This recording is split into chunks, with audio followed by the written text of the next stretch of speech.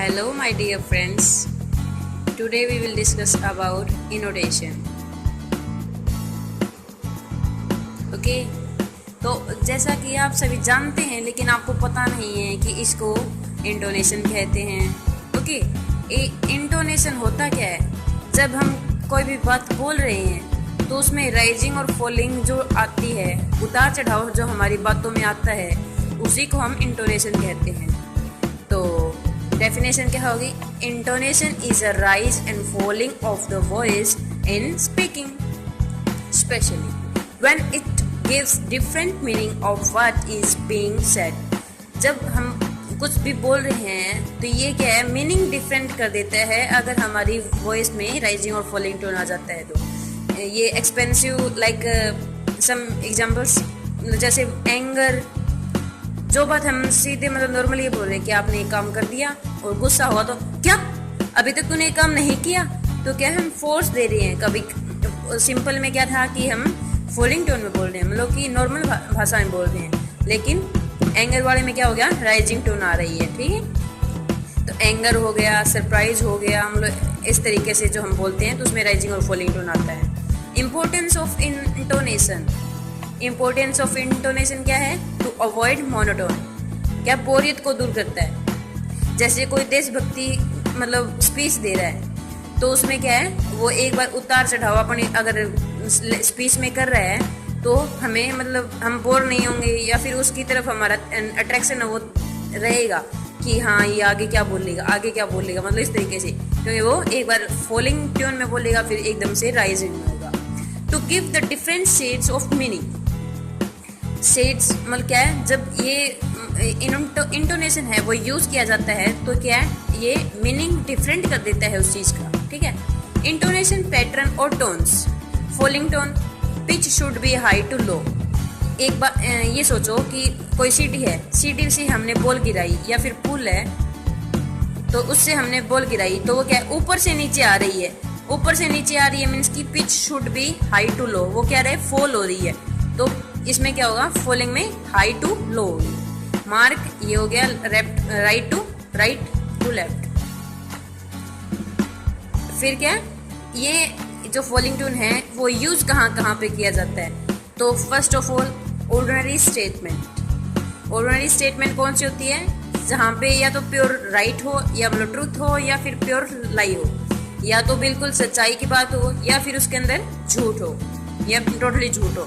तो देखो एग्जाम्पल क्या है, the sun rising in the east. Sun है वो राइज हो रहा है कहाँ पे, ईस्ट में, ये हमें पता है क्योंकि ये तो ट्रुथ है और हमेशा यही होता आ रहा है। पीछे भी यही हुआ कि सन ईस्ट में हुआ राइज, और आगे भी क्या हो रहा है, sun rise in the east. तो ये क्या है, द पे हम सीधा स्ट्रेट मार्क कर देंगे, और the sun rising in the east, east के ऊपर हमने क्या, फॉलिंग टोन कर दिया। Okay, exclamatory also hurray oh wow, इसके ऊपर मतलब व्हाट अ ब्यूटीफुल गर्ल, तो क्या है, व्हाट पे तो सीधा मार्क आ जाएगा, ब्यूटीफुल गर्ल पे ये आ जाएगा। ठीक है, तो जैसे मैंने आपको बता दिया कि सरप्राइज हो जाएगा, एक्सक्लेमेटरी में होता है, सरप्राइज होता है। Third one is imperative sentence. Imperative sentence means की कमांड हो जहाँ पे डू एज आई से, कि मतलब क्या है, मैं कह रहा हूँ वही करो, तो डू पे सीधा मार्क होगा और से को ऐसे होगा। पेपर में सीधा हमें ये दिया जाता है डू एज आई से, इसके अंदर फॉलिंग या राइजिंग टोन बताओ, या फिर मतलब सीधा ऐसे कह देते हैं इंटोनेशन बताओ। तो इसमें हम फिर पेपर में ऐसे ये लिखे और इसके ऊपर ऐसे करेंगे और इसके ऊपर ऐसे कर देंगे। ठीक है, फिर ऑर्डर में भी होगा shut the door, I said go, तो आई पे सीधा मार्क हो जाता है, डोर पे ये फॉलिंग टोन हो जाती है। फिर होता है WH क्वेश्चन सेंटेंस में, जहाँ पे WH क्वेश्चन होंगे वहाँ पर भी क्या होगा, फॉलिंग टोन होगी। जैसे what, why, where, which, who, how, इसमें क्या होगा, फॉलिंग टोन। जैसे when are you going, when पे हो गया, गोइंग पे फॉलिंग टोन यूज होगी। How will they get here, तो हाउ पे स्ट्रेट, क्योंकि इसके अंदर मतलब कोई भी फोर्स या फिर जैसा भी नहीं हो रहा, लेकिन गेट या फिर why did you do it, तुम ऐसा क्यों कर रहे हो, तो ये व्हाई पे सीधा, और डू पे फोर्स लग रहा है, जैसा भी हो फॉलिंग टोन, या फिर why did you do it, ये क्या हम अलग अलग बोले, डू इट। ठीक है, तो next one rising tone. Rising tone क्या होगा, pitch should be low to high. एक बात मानो, जैसे कि हम है ना सीढ़ियों पे चढ़ रहे हैं, तो वो क्या होगा, लो टू हाई राइज हो रहे हैं हम, वैसे तो राइज हो रहे हैं हमारे पास से, तो फिर वो क्या होगा, लो टू हाई, तो मार्क ये हो जाएगा। अगर आपको याद ना रहे ना तो वी शेप याद रखो, वी तो पहले तो फॉलिंग हो रही है और फिर राइजिंग हो रही है। वी ये फॉलिंग की है और ये राइजिंग की है और ये फॉलिंग, ठीक है। तो फिर यूजिंग प्लेस और सेंटेंसेस, जहाँ पे इसका प्लेस कहाँ पे है और कहाँ पे ये यूज किया जाता है। तो रिक्वेस्ट और पोलाइट में, जहाँ पे प्लीज, काइंडली मतलब एक्सेट्रा वर्ड्स यूज हो रहे हैं ना, प्लीज और रिक्वेस्ट मतलब वगैरह के, तो इसमें हम क्या यूज करेंगे, rising tones. Please sit down. और हाँ, एक बात और याद रखनी होगी आपको, जो फॉलिंग टोन है वो ऊपर आएगी वर्ड के, और जो राइजिंग टोन है वो वर्ड के नीचे आएगी। कैसे, प्लीज सिट डाउन, तो प्लीज यहाँ पे हो गया और सिट डाउन, डाउन के यहाँ पे नीचे आएगी। Would you open the door, ये पूछ रहा है, तो ये यहाँ पे सीधा और डोर के नीचे, ठीक है। ये बात याद रखनी है, अगर आप ऊपर लगा देते हो इसको तो ये आपका रॉन्ग हो जाएगा। Second one, WH question. आप कहोगे कि ये तो फॉलिंग टोन में भी था WH क्वेश्चन का, तो मैं आपको बता दूं कि ये इसमें said in warm friendly manner और इमोशनल टोन लो, ये क्या है, वार्म वे में किया जाए, फ्रेंडली वे में, मैनर में किया जाए, या इमोशनल टोन में किया जाए, या फिर लव की भाषा में किया जाए, तो ये क्या होगा, राइजिंग टोन होगा। जैसे हाउ इज योर मदर, ये मदर के बारे में पूछ रहा है, मतलब फ्रेंडली है या फिर मतलब जैसे भी है, इमोशनल हो सकता है कि वो उसकी आपकी मदर कैसी है या फिर मतलब तुम्हारी मदर कैसी है। तो हाउ पे सिंपल और मदर पे rising tone. Why did not you come and see me, अब ये पूछ रहा है, तो कम और वाई पे क्या है, नॉर्मल, लेकिन सी राइजिंग टोन हो रही है, तो यहाँ पे ये यूज हो जाएगा, ठीक है। Third one is incomplete sentence.